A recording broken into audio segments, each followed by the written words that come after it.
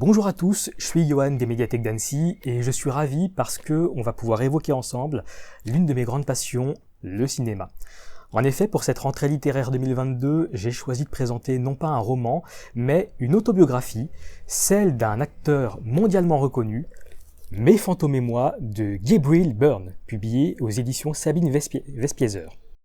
Qui est Gabriel Byrne? C'est un acteur irlandais, il est né en 1950 à Dublin et il a tourné dans un nombre conséquent de films, il parle d'environ 80 films, et le film dans lequel on peut le plus le remarquer, en tout cas celui qui l'a révélé au grand public, c'est Usual Suspects de Bryan Singer en 95.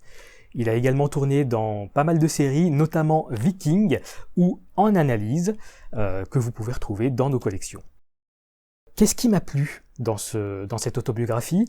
C'est que Gabriel Byrne, il se dévoile complètement à nous, donc on découvre à la fois sa carrière de comédien, mais surtout, on découvre l'homme dans toute sa vérité.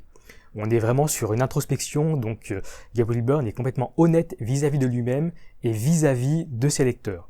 Il nous dévoile tout de sa vie, son enfance, sa famille, à laquelle il rend un hommage vibrant, ses questionnements concernant son orientation professionnelle, puisqu'il a longtemps cherché sa voie, il a notamment fait le séminaire parce qu'il pensait devenir prêtre, il a très rapidement souhaité en sortir, il a fait pas mal de petits boulots aussi, mais sa passion pour l'art dramatique a vraiment pris le pas, il a souhaité devenir comédien. Il évoque aussi longuement ses doutes, ses peurs et ses démons qui sont devenus ses fantômes. On y reviendra un petit peu après. Ce que j'ai aimé dans le livre, c'est que Gabriel Byrne nous raconte des anecdotes de son enfance et ça fait toujours sens. Ça trouve toujours un écho dans sa vie d'adulte. Ça a toujours eu un impact dans sa construction en tant que personne. Et puis, sa personnalité est intéressante puisque c'est quelqu'un qui est très timide. Je ne sais pas si vous voyez un peu ce regard, mais c'est quelqu'un qui est magnétique, mais il est très timide, il n'a pas confiance en lui, il n'a pas beaucoup d'estime de lui, et il a le trac, comme beaucoup d'autres acteurs, ce qu'il découvre au fur et à mesure de ses tournages. C'est assez rigolo à voir. Et moi, je suis un petit peu pareil, je vous avoue, donc je me suis un peu reconnu dans son tempérament. Ce qui m'a marqué le plus dans ce livre, c'est un ensemble de 2 chapitres consécutifs. Le premier consacré à l'alcoolisme de Gabriel Byrne. On parle de 40 ans d'addiction. Il a commencé, il avait 10 ans. Donc c'est quelque chose de terrible. Et il en parle avec une sincérité, avec une vérité qui est remarquable. Et moi, j'étais vraiment pris par ce chapitre. Et puis, le chapitre suivant, c'est un chapitre qui est consacré à sa sœur Marianne. Je ne vais rien révéler ici, il faut lire le livre pour savoir de quoi il retourne. Mais en fait, les 2 chapitres lus individuellement et lus l'un à la suite de l'autre, moi ça m'a produit un effet comme rarement. J'étais glacé, j'étais bouleversé. L'intensité et la puissance émotionnelle étaient tellement fortes que j'ai fini la lecture du 2e chapitre. Je vous promets que j'ai fait comme ça. Pourquoi? Parce qu'en fait, j'avais plongé en apnée aux côtés de Gabriel Byrne et je me sentais vraiment à côté de lui en train d'essayer de le soutenir, de l'encourager, parce que c'est quelqu'un qui est extrêmement courageux pour les traumatismes qu'il a subis. Il s'en sort vraiment bien.